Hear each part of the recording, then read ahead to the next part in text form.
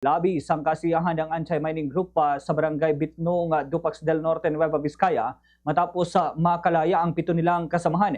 Ipinawalang bisa ng piskalya ang lahat ng kasong isinampa laban sa kanila kaugnay sa pagtutol sa pagmimina. Nagsimula ang tensyon noong Enero 23 nang ipatupad ang writ of preliminary injunction at mag-deploy ng humigit kumulang 800 pulis upang buwagin ang barikadang itinayo ng mga residente. Sa panayam ng Bombo Radio Kawain kay Ginoong Florentino Dainos, lider ng grupo, naging marahas ang nasabing dispersal. May mga hinila at naapakan at agad na ikinulong, kabilang ang mga kababaihan.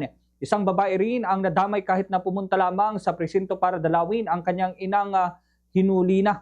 Matapos buwagin ang barikada at bumalik ang mga residente sa kanilang lupain, iginit ng kapulisan ang pagpapapasok ng mga tubo at kagamitan ng Google Corporation para sa exploration.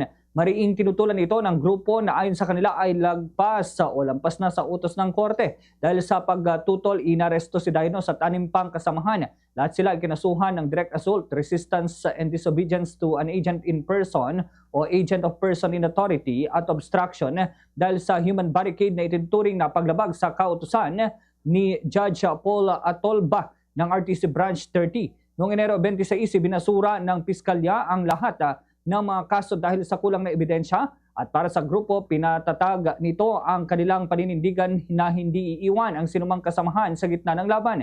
Iginiit ng anti-mining group na ang laban nila ay hindi laban sa kapulisan kundi sa mining companies na umano'y sumisira sa kabundukan at kabuhayan ng mga susunod na henerasyon. Nanawagan naman si Dainos sa mga opisyal ng gobyerno na pairalin ang katarungan at igalang ang karapatan ng komunidad at katutubo. Sa kabila ng nangyari, tiniyak naman ng grupo na mananatiling kalmado at ipagpapatuloy ang laban sa illegal o sa legal na paraan upang ipagtanggol ang kanilang lupa, kabuhayan at kinabukasan ng kanilang pamilya. Ganito ang bahagi ng pahayag ni Ginoong Florentino Dainos. Ang kalaban po natin ay si Google Corporation. Dahil mapera si Google Corporation, ginagamit po yung mga higher ups. Halimbawa po sa kapulisan, ito po nakakalungkot. Wala naman pong tinalaman itong mga nandiyan, yung mga bababa lang po na sumusunod lang po ng order. Dahil meron pong order sa taas, ayun po. Ngayon, ano mangyayari dyan? Kinasuhan kami. Hindi naman po pwedeng hindi kami magkaka-counter ngayon. Magka-counter kami. So kami ang naglalaban-laban dito, kami nag-aaway-aaway dito. Samantalang yung totoong kalaban natin na si Google, nandiyan, tumatawa lang siya. Fast sa radyo! Bombo!